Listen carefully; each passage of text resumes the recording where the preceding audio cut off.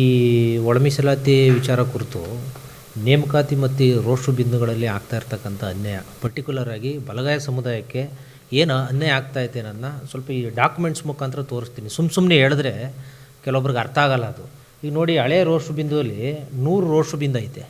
ಅದರಲ್ಲಿ SC ಸಮುದಾಯಕ್ಕೆ 1, 7, 13, 19, 25 ಮತ್ತು 31 ಈ ಥರ 6 ಪಾಯಿಂಟ್ಸು ಒಂದು. ಈಗ ನೋಡಿ, ನೀವು ಫಸ್ಟ್ SC ಕೊಟ್ಟರೆ ಆಮೇಲೆ ST, GM, category 1, category 2B, general merit, ಹಿಂಗೆ ರೋಸ್ಟರ್ ಬಿಂದುಗಳಲ್ಲಿ 6 ಆದಮೇಲೆ ಮತ್ತೆ 7 SCಗೆ ಬರ್ತದೆ. ಈ 1, 7 ಇದ್ದಿದ್ದನ್ನು ನೋಡಿ, ಹೊಸ ರೋಸ್ಟರ್ ಸಿಸ್ಟಮಲ್ಲಿ ಏನು ಮಾಡ್ತಾಯಿದ್ರಿ, ಇದೇನು ಸರ್ಕಾರದ ಕುತಂತ್ರವೋ ಅಥವಾ ಅಧಿಕಾರಿಗಳ ಕುತಂತ್ರವೋ ಗೊತ್ತಿಲ್ಲ. ಒಂದಿತ್ತು ಪರಿಶಿಷ್ಟ ಜಾತಿ, ಅದರಲ್ಲಿ SC ಅಂತ ಅಷ್ಟೇ ಇದ್ದಿತ್ತು. ಈಗೇನು ಮಾಡಿದ್ದಾರೆ, ಆ SC ಒಂದನ್ನು ಪ್ರವರ್ಗ ಎಗೆ ಮಾತ್ರ ಸೀಮಿತ ಮಾಡವ್ರೆ. ಮೊದಲು 1 ಆದಮೇಲೆ 7ಕ್ಕೆ ಬರ್ತಾಯಿತ್ತು, ಈಗ ಅದು 9ಕ್ಕೆ ಬಂದೈತೆ. ಕಾರಣ ಏನೂ ಗೊತ್ತಿಲ್ಲ ನಮಗೆ. 7 ಇದ್ದಿದ್ದನ್ನು 9ಕ್ಕೆ ಯಾಕೆ ಮಾಡವ್ರೆ ಅಂತ ಗೊತ್ತಿಲ್ಲ. ಮತ್ತು ಸ್ಪೆಸಿಫಿಕ್ಕಾಗಿ ಪ್ರವರ್ಗ ಎಗೆ 1 ಕೊಟ್ಟು ಪ್ರವರ್ಗ ಬಿಗೆ 9 ಕೊಡ್ತಿರಲ್ಲ ಸ್ವಾಮಿ. ನಾವು ಹಾಗಾದ್ರೆ ಹಿಂದುಳಿದಿಲ್ವಾ? ಈಗ 9ಕ್ಕೆ ಬಂದದ್ದು ಕಾರಣ ಏನು? ಇದು ಸರ್ಕಾರದ ಗಮನಕ್ಕೆ ಬಂದಿದೆಯೋ ಬಂದಿಲ್ವೋ? ಈ ಸಚಿವರುಗಳು ಇದನ್ನು ಒಪ್ಕೊಂಡೇ ಅನುಮೋದನೆ ಮಾಡ್ಕೊಂಡಿದ್ದಾರೋ ಸ್ವೀಕೃತ ಮಾಡಿದ್ದಾರೋ ಅನ್ನೋದು ನಮ್ಗೆ ಅರ್ಥವಾಗ್ತಾ ಇಲ್ಲ. ಇದ್ರ ಬಗ್ಗೆ ಸ್ಪಷ್ಟನೆ ಕೊಡಬೇಕು ನೀವು. ರೋಸ್ಟಲ್ಲಿ 7 ಇದ್ದಿದ್ದು 9ಕ್ಕೆ ಯಾಕೆ ಹೋಯಿತು, ಕಾರಣ ಏನು? ಸ್ಪಷ್ಟೀಕರಣ ಕೊಡಬೇಕು ಇದಕ್ಕೆ. ಸರ್ಕಾರ ಆಗಲಿ, ಅಧಿಕಾರಿಗಳಾಗಲಿ, ಮುಖ್ಯಮಂತ್ರಿಗಳಾಗಲಿ ಇದನ್ನ ಅನುಮೋದನೆ ಮಾಡಿ ರಾಜ್ಯಪಾಲರು ಕಳಿಸಿದ್ದೀರಿ. ಇದಕ್ಕೆ ಸ್ಪಷ್ಟನೆ ಕೊಡಬೇಕು. ಮೊದಲನೇದಾಗಿ ಈ ರೋಸ್ಟರ್ ಬಿಂದುವಿಂದ ಪರ್ಟಿಕ್ಯುಲರ್ ಆಗಿ ಬಲಗೈ ಸಮುದಾಯಕ್ಕೆ ಆಗ್ತಾ ಇರ್ತಕ್ಕಂಥ ಅನ್ಯಾಯದ ಬಗ್ಗೆ ಹೇಳ್ತೀನಿ. ಫಾರ್ ಎಕ್ಸಾಂಪಲು, ಧಾರವಾಡ ಅಗ್ರಿಕಲ್ಚರ್ ಯೂನಿವರ್ಸಿಟಿಲಿ ಒಂದು ನೋಟಿಫಿಕೇಷನ್ ಆಗುತ್ತೆ ಈಗ ರೀಸೆಂಟಾಗಿ. ಅದರಲ್ಲಿ 39 ಪೋಸ್ಟ್ ಕಾಲ್ ಮಾಡವ್ರೆ. ಒಟ್ಟು 39 ಪೋಸ್ಟಲ್ಲಿ SCಗೆ 9 ಪೋಸ್ಟ್ ಕೊಟ್ಟವ್ರೆ.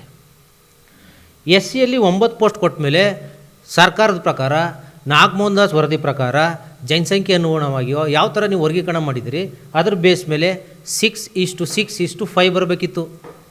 ಇಲ್ಲಿ ನೋಡಿ, ಈ ನೋಟಿಫಿಕೇಷನಲ್ಲಿ SCಗೆ 9 ಪೋಸ್ಟ್ ಐತೆ, 39ರಲ್ಲಿ ಎಲ್ಲ ಪ್ರವರ್ಗ ಹೇಗೆ ಹೋಗೈತಲ್ಲ. ಯಾವ ಥರ ವರ್ಗೀಕರಣ ಮಾಡಿಕೊಟ್ಟಿದ್ರಿ ಮತ್ತು ಯಾವುದ್ರ ಬೇಸ್ ಮೇಲೆ ಮಾಡಿದಿರಿ? ಮತ್ತು ಈ ಪೋಸ್ಟ್ಗಳಲ್ಲಿ professor, assistant professor, associate professor ಹುದ್ದೆಗಳಲ್ಲಿ ಪ್ರವರ್ಗ B, ಪ್ರವರ್ಗ Cಗಳ ಕತೆ ಏನಾಗಬೇಕು ರೀ? ಇದೇನು ಸರ್ಕಾರದ ಗಮನಕ್ಕೆ ಬರಲೇ ಇಲ್ವಾ? ಅಥವಾ DPRಲಿರೋರ ಅಥವಾ ಕಮಿಷನರ್ಗಳು, ಚೀಫ್ ಸೆಕ್ರೆಟರಿಗಳು, ಅಧಿಕಾರಿಗಳು ಮತ್ತು ಸಚಿವರುಗಳು ಏನು ಕತೆ ಕಾಯ್ತಾ ಇದ್ರಾ? ಇಷ್ಟೆಲ್ಲ ಆಗಬೇಕಾದ್ರೆ, ಒಂದು ಸಮುದಾಯದ ಪರವಾಗಿ ನೀವು ರೆಪ್ರೆಸೆಂಟ್ ಮಾಡಬೇಕಾದ್ರೆ ಇಷ್ಟೆಲ್ಲ ಅನ್ಯಾಯ ಆದ್ರೂ ಸಮುದಾಯದ ವಿಚಾರದಲ್ಲಿ ಯಾರು ಧ್ವನಿ ಎತ್ತಕ್ಕೆ ಮುಂದೆ ಬರ್ತಾ ಇಲ್ವಲ್ಲ ನೀವು. ಮತ್ತು ಯಾರ ಪರವಾಗಿ ಕೆಲಸ ಮಾಡೋಕ್ಕೆ ಸರ್ಕಾರದಲ್ಲಿದ್ರಿ ನೀವು? ಇನ್ನೂ ಒಂದು ಎಕ್ಸಾಂಪಲ್ ಹೇಳ್ತೀನಿ ನಿಮಗೆ.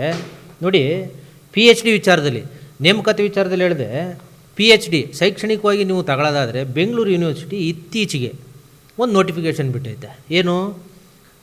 Vacancy list of PhD admission 2026 ಬಿಟ್ಟೈತೆ. ಇದನ್ನು ಈ PhD notification according to UGC ಇರೋದು ಏನು ಅಂತಂದರೆ, GM,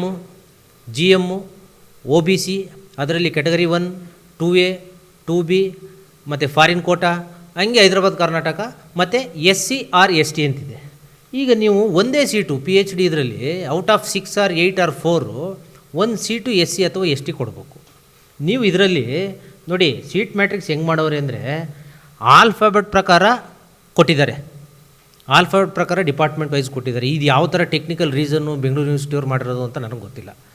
ಬಯೋಕೆಮಿಸ್ಟ್ರಿ ಫಸ್ಟು ATM ಅಂತ ಯಾವುದೋ ಸಬ್ಜೆಕ್ಟ್ ಇದೆ, ಆಮೇಲೆ Bಗೆ ಬಂದರೆ ಬಯೋಕೆಮಿಸ್ಟ್ರಿ ಬಾಟ್ನಿ ಅಂತ ಕೊಟ್ಟಿದ್ದಾರೆ, ಆಮೇಲೆ Cಗೆ ಬಂದರೆ ಕೆಮಿಸ್ಟ್ರಿ, ಕಾಮರ್ಸು, ಕಮ್ಯುನಿಕೇಷನ್ ಅಂತ ಕೊಟ್ಟಿದ್ದಾರೆ, ಆಮೇಲೆ economics, electronic media, electronic science, ಈ ಥರ ಆಲ್ಫಾಬೆಟ್ ಪ್ರಕಾರ ಸಬ್ಜೆಕ್ಟ್ಗಳನ್ನ ಮೆನ್ಷನ್ ಮಾಡಿದ್ದಾರೆ.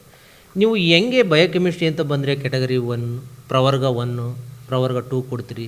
ಇಲ್ಲಿ ಕೊಟ್ಟಿದ್ದೀರಿ. ಹಾಗಾದರೆ ಪ್ರವರ್ಗ Cಯಲ್ಲಿ biochemistry highly qualified UGC JRF net clear ಮಾಡಿರೋನು ಇದಕ್ಕೆ ಅಪ್ಲಿಕೇಬಲೇ ಅಲ್ಲ, ಅಪ್ಲೈನೇ ಮಾಡೋಕ್ಕಾಗಲ್ಲ ಅಂತಂದಮೇಲೆ ಅವನ ಕತೆ ಏನಾಗಬೇಕು? ಈ ಶೈಕ್ಷಣಿಕವಾಗಿ ಹಿಂದುಳಿದರೆ ಅಲ್ಮಾರಿ ಸಮುದಾಯದವರು ಅಂತ ಹೇಳಿದ್ರೆ ಅವ್ರಿಗೆ ನ್ಯಾಯ ಎಲ್ಲಿ ಸಿಕ್ತು ಇಲ್ಲಿ? ಈ ಪ್ರವರ್ಗ 1, ಪ್ರವರ್ಗ 2, ಪ್ರವರ್ಗ 3ನ ಯಾವ ಆಧಾರದ ಮೇಲೆ ನೀವು ಡಿಸ್ಟ್ರಿಬ್ಯೂಟ್ ಮಾಡಿದಿರಿ? ಬ್ಯಾಂಗ್ಳೂರು ಯೂನಿವರ್ಸಿಟಿಯವರು ಪ್ರಶ್ನೆ ಮಾಡ್ತಾಯಿದ್ದೀನಿ. ನಿಮ್ಗೇನಾದ್ರು ಅಧಿಸೂಚನೆ ಇದೆಯಾ? ಏನಾದರೂ ಆದೇಶ ಇದೆಯಾ? ಮೊದಲನೇ ಸೀಟ್ನ ಪ್ರವರ್ಗ ಎಗೆ ಕೊಡಬೇಕು, ಆಮೇಲೆ ಪ್ರವರ್ಗ Bಗೆ ಕೊಡಬೇಕು, ಆಮೇಲೆ ಪ್ರವರ್ಗ Cಗೆ ಕೊಡಬೇಕು ಅನ್ನೋದು ಏನಾದರೂ ಆದೇಶ ಇದೆಯಾ? ಯಾವ ಥರ ವರ್ಗೀಕರಣ ಮಾಡಿದಿರಿ? ಈ ಫಾರ್ ಎಕ್ಸಾಂಪಲ್ ಕೆಮಿಸ್ಟ್ರಿಗೆ ಬನ್ನಿ, ಅಥವಾ ಇನ್ನೊಂದು ಯಾವುದಾದ್ರು ನೀವು ತಗೊಳ್ಳೋದಾದರೆ ಎಲೆಕ್ಟ್ರಾನಿಕ್ ಮೀಡಿಯಾ ಪ್ರವರ್ಗ B ಕೊಟ್ಟಿದ್ದೀರಿ. ನಾನು ಹೇಳ್ತೀನಿ, ನಾನು ಪ್ರವರ್ಗ Bಗೆ ಬರ್ತೀನಿ.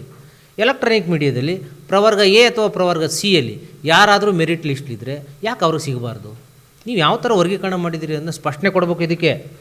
ಈ ಅದೇ ಥರ ಇನ್ನೊಂದು ಎಕ್ಸಾಂಪಲ್ ಹೇಳೋದಾದರೆ ನಿಮಗೆ ಕರ್ನಾಟಕ ರಾಜ್ಯ ಸಹಕಾರ ಗ್ರಾಹಕರ ಮಹಾಮಂಡಳಿ ನಿಯಮಿತ. ಇವರು ಮೊನ್ನೆ 8/1/2026 ನೋಟಿಫಿಕೇಷನ್ ಕೊಟ್ಟವ್ರೆ. ಇದರಲ್ಲಿ ಒಂದು 7 ಪೋಸ್ಟು, ಒಂದು 10 ಪೋಸ್ಟು, ಒಂದು 16 ಪೋಸ್ಟ್ ಕಾಲ್ ಮಾಡವ್ರೆ. ನೋಡಿ ಇದರಲ್ಲಿ ಹೆಂಗಾಗುತ್ತೆ ಅಂದರೆ, ರೋಷು ಬಿಂದು ಫಾರ್ಮಸಿಸ್ಟ್ ಅಂತ ಒಂದು ಪೊಸಿಷನ್ ಐತೆ, 7 ಪೋಸ್ಟ್ ಕಾಲಾಗೈತೆ ಒಟ್ಟು. ಅದರಲ್ಲಿ ಒಂದು SC, ಒಂದೇ ಪೋಸ್ಟ್ SC ಇರೋದು. ಡೈರೆಕ್ಟಾಗಿ ಪ್ರವರ್ಗ ಎ ಕೊಟ್ಟವ್ರೆ. ಹೆಂಗೆ ಸ್ವಾಮಿ ಇದು? ನೀವು ಪ್ರವರ್ಗ ಹೇಗೆ ಹಿಂಗೆ ಕೊಟ್ಬಿಟ್ರೆ ಪ್ರವರ್ಗ BCನವ್ರ ಕತೆ ಏನಾಗಬೇಕು? ನಾವು ಓದಿದ್ದೀವಿ, ನೀವು ಸೀಟ್ ಮ್ಯಾಟ್ರಿಕ್ಸ್ ನೋಡಿ. ಮೊನ್ನೆ ಒಂದು ಇಶ್ಯೂ ಆಯಿತು ಮೆಡಿಕಲ್ ಕೌನ್ಸಿಲಲ್ಲಿ. ಪ್ರವರ್ಗ BCನವ್ರಿಗೆ ಅವಕಾಶವೇ ಇಲ್ಲ MD ಮಾಡೋಕ್ಕೆ. 30 ಸೀಟ್ ಮ್ಯಾಟ್ರಿಕ್ಸಲ್ಲಿ ಇರ್ತದೆ ಎಜುಕೇಷನ್ ಡಿಪಾರ್ಟ್ಮೆಂಟಲ್ಲಿ ಅಂತಂದರೆ, ಅದರಲ್ಲಿರೋದೇ 2 ಸೀಟ್ SCಗೆ. 2 ಸೀಟ್ SCನ 3 ಪ್ರವರ್ಗಕ್ಕೆ ಹೆಂಗೆ ಹಂಚಿಕೆ ಮಾಡ್ತೀರಿ? ಯಾವ ಸಮುದಾಯನ ಕೆಳಗೆ ತುಳಿತೀರಿ? ಯಾವ ಹಿನ್ನೆಲೆ ಮೇಲೆ ಇದನ್ನು ನೀವು ಪ್ರವರ್ಗ ABCಗೆ ಹಂಚಿಕೆ ಮಾಡ್ತಾಯಿದ್ದೀರಿ? ಇದಕ್ಕೆ ಪೂರಕವಾದ ದಾಖಲೆಗಳಿದೆಯಾ ನಿಮಗೆ? ಶೈಕ್ಷಣಿಕವಾಗಿ ಔದ್ಯೋಗಿಕವಾಗಿ ನೀವು ಪ್ರವರ್ಗ ACBಗೆ ನೀವು ಕೊಡಬೇಕು ಅಂತಂದರೆ ಮೊದಲನೇ ಪ್ರಾತಿನಿಧ್ಯ ಯಾರು ಕೊಡಬೇಕಿತ್ತು? ನೀವು ಅಲೆಮಾರಿ ಕಮ್ಯುನಿಟಿ ಕೊಡಬೇಕಿತ್ತು. ಆ ಥರ ಆಗೋದಾದರೆ ಪಾತಾಳ ಕೊಟ್ಟೋಗ್ಬಿಟ್ಟವ್ರು, ಅವರು ಎತ್ತಬೇಕಿತ್ತು ಅವ್ರನ್ನ. ಹಂಗಿದ್ರೆ ಬೇರೆಯವರು ಬಲಗೈ ಸಮುದಾಯದವನ್ನ ಈ ನೇಮಕಾತಿ ವಿಚಾರದಲ್ಲಿ ಮುಂದೆ ಹೊಟ್ಟೋಗ್ಬಿಟ್ಟಿದ್ದಾರೆ, ನಮ್ಮನ್ನು ತುಳಿದುಬಿಟ್ಟಿದ್ದಾರೆ ಅಂತ ನೀವು ಹೇಳೋದಾದರೆ ಅವಕಾಶ ನಿಮಗಿರಲಿಲ್ವಾ? ನೀವು ಯಾಕಂದ್ರೆ ಸದುಪಯೋಗ ಪಡಿಸ್ಕೊಳ್ಳಲಿಲ್ಲ? ಅವಕಾಶನ ನಾವು ಸದುಪಯೋಗ ಪಡಿಸ್ಕೊಂಡಿದ್ದೀವಿ. ನೀವು ಪಡಿಸ್ಕೊಳ್ಳದೇ ಇರೋದು ನಿಮ್ಮ ದುರಾದೃಷ್ಟ ಅಥವಾ ಏನು ನಮ್ಗೆ ಅರ್ಥ ಆಗಲ್ಲ. ಸುಮ್ಮನೆ ನಮ್ಮನ್ನು ಬ್ಲೇಮ್ ಮಾಡಬಾರ್ದು ನೀವು. ಸೊ ಈ ವಿಚಾರದಲ್ಲಿ ಸರ್ಕಾರ ಆಗಲಿ, ಸಚಿವರಾಗಲಿ, ಅಧಿಕಾರಿಗಳಾಗಲಿ ಇದರ ತರ್ಕಬದ್ಧವಾಗಿ ನೀವು ಏನಾದರೂ ಕ್ರಮ ಜರುಗಿಸಲಿಲ್ಲ ಅಂತಂದರೆ ಮುಂದಿನ ದಿನಗಳಲ್ಲಿ ಇದಕ್ಕೆ ಅನ್ಯಾಯಕ್ಕೆ ಒಳಗಾದವರು ಮತ್ತು ಅದರಲ್ಲೂ ಪರ್ಟಿಕ್ಯುಲರಾಗಿ ಬಲಗೈ ಸಮುದಾಯಕ್ಕೆ ತುಂಬ ಅನ್ಯಾಯ ಆಗೈತೆ. ಇದನ್ನ ಸರಿಪಡಿಸೋ ನಿಟ್ಟಿನಲ್ಲಿ ನೀವು ಕೆಲಸ ಮಾಡೋದಾದರೆ ನಿಮ್ಮ ಅಧಿಕಾರನ ಬಿಟ್ಟು ಬೀದಿಗೆ ಬಂದು ನಿಂತ್ಕೊಳ್ರಿ. ನಿಮ್ಮ ರೆಪ್ರೆಸೆಂಟೇಟಿವ್ ಆಗಿ ಯೋಗ್ಯತೆಯೇ ಇಲ್ಲ ಅಂತ ನಾವು ಪರಿಭಾವಿಸಿ ಮುಂದೆ ನಾವು ಏನು ಮಾಡಬೇಕು ಅದನ್ನು ಬೀದಿಗಿಳಿದು ಹೋರಾಟ ಮಾಡಬೇಕಾಯ್ತದೆ ನಿಮ್ಮ ವಿರುದ್ಧ. ದಯಮಾಡಿ ಸಮುದಾಯದ ನಾಯಕರುಗಳು ಬೀದಿಗೆ ಬಂದು ಹೋರಾಟ ಮಾಡಬೇಕು. ಸಮುದಾಯಕ್ಕಿಂತ ನಿಮ್ಗೆ ಅಧಿಕಾರ ಹೆಚ್ಚಾ? ಯಾವ ಥರ ಕೆಲಸ ಮಾಡೋಕ್ಕೆ ಕೊಟ್ಟಿದ್ದೀರಿ ನೀವು? ಸಮುದಾಯದ ವಿಚಾರದಲ್ಲಿ ನೀವು ಕಾಂಪ್ರಮೈಸ್ ಆಯ್ತಾ ಇದ್ದೀರಿ ಅಂತಂದರೆ ಸಮುದಾಯ ನೀವು ಅಡವಿಟ್ಬಿಟ್ಟು ಕೆಲಸ ಮಾಡೋಕ್ಕೆ ಹೋಗ್ತಾ ಇದ್ದೀರಾ? ಅಧಿಕಾರಿಗಳು ನಿಮ್ಗೆ ಏನೇನೋ ದಾಖಲೆಗಳು ಕೊಡ್ತಾರೆ ಅಂದರೆ ನೀವು ಪರಿಶೀಲನೆ ಮಾಡೋ ಯೋಗ್ಯತೆ ಇಲ್ವ ನಿಮಗೆ? ಒಬ್ಬ ಕಮಿಟಿ ಚೇರ್ಮನ್ ಆಗಿ ನೀವು ಸಮಾಜ ಕಲ್ಯಾಣ ಇಲಾಖೆ ಸಚಿವರಾಗಲಿ ಅಥವಾ ಪ್ರಿಯಾಂಕ್ ಖರ್ಗೆ ಅವರಾಗಲಿ, ಹೋಮ್ ಮಿನಿಸ್ಟರ್ ಆಗಲಿ, ಕ್ಯಾಬಿನೆಟ್ ಕಮಿಷನ್ ಇದರಲ್ಲಿ ಇರ್ತೀರಿ ಮೀಟಿಂಗಲ್ಲಿ.